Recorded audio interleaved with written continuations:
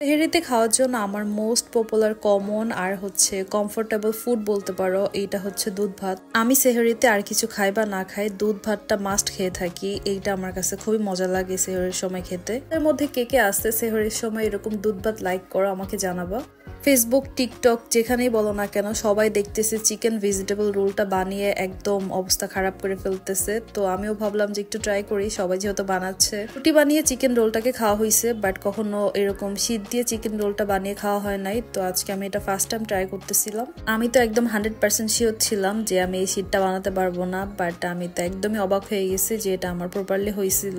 রোলের শীটগুলো রেডি করার পর আমার হচ্ছে যে অবশিষ্ট ময়দাগুলো ছিল ওগুলো আমি একটু নিমকির মতো ভেজে নিচ্ছিলাম যাতে পরবর্তীতে খেতে পারি, এগুলা যাতে ফেলে দেওয়া না হয়। আর এগুলো ইফতারির পর খেয়ে দেখলাম যে একদম নিমকির মতো হয়ে গেছে, খেতে মজাই লাগতেছিল। এরপর একটু সাদে গিয়েছিলাম মরিচ আনার জন্য। এগুলো হচ্ছে সবজিতে ইউজ করবে আম্মু। এগুলো যেহেতু ক্যাপসিকামের মতোই খেতে, তো আম্মু বলতেছিল এইভাবে সবজির সাথে খেয়ে ফেলি। আর এই যে আম্মু হচ্ছে ভাজা পোড়ার জন্য সবকিছু কেটে রেখে দিয়েছিল। তো এগুলো এখন আমি একটা একটা করে সবকিছু বানিয়ে রাখবো। প্রথমে আমি ফুলকপি সেদ্ধ করে দিয়েছিলাম। আজকে হচ্ছে ফুলকপির পাকোড়া বানাবো, আর সাথে হচ্ছে আমি যে রোলটা বানাবো ওইটার জন্য সবকিছু একটু রেডি করতেছিলাম। ভেজিটেবল রোল বানাবো, সো এই জন্য চিকেনটাকে ভালো করে একটু কষায় নিচ্ছিলাম। আর এরপর কষানো হয়ে গেলে আমি যে সবজিগুলো ছিল ওগুলো দিয়ে দিচ্ছিলাম। সবজির জন্য শুধু গাজর আর বাঁধাকপি নিয়েছিলাম। সবজিগুলো ভালো করে হয়ে গেলে আমি লাস্টে একটু ধনেপাতা দিয়ে ভেতরের পোরটাকে রেডি করে ফেললাম। এরপর চলে গেলাম হচ্ছে ভাজা পোড়া করার জন্য।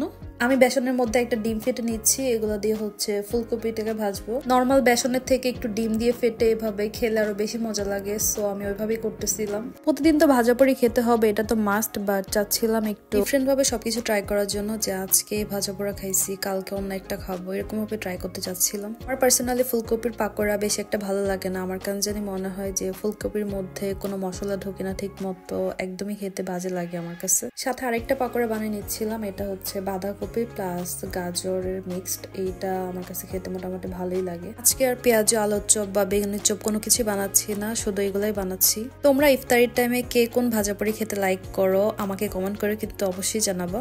আর তোমাদের কাছে যদি ভাজাপোড়ার নতুন কোনো রেসিপি থাকে তাহলে আমাকে অবশ্যই কমেন্ট করে জানাবা বা শেয়ার করবা, যাতে আমি ওগুলো দেখে দেখে নিয়ে হচ্ছে ভাজাপোড়া ট্রাই করতে পারি। কেননা আমার ডিফারেন্ট ভাবে সবকিছু টেস্ট করতে ভালোই লাগে, নতুন নতুন জিনিসগুলো। বাঁধাকপির পাকোড়াগুলো একদমই নরম হয়ে যায় যদি চালের গুঁড়াটা ইউজ না করি। সো আজকেও এমনই হয়ে গেছিল।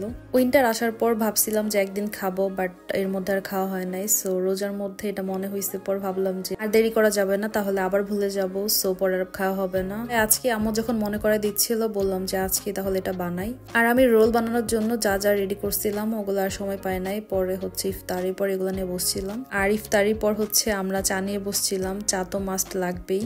বাসায় যদিও বানাই নাই, আব্বুকে দিয়ে হচ্ছে বাইরে থেকে কিনে নিয়ে আসছিলাম। যাই হোক, আজকে আমার এই ব্লগটা এই পর্যন্তই ছিল। আই হোপ আমার ভিডিও তোমাদের ভালো লেগেছে। Please don't forget to like, comment and share. Bye by.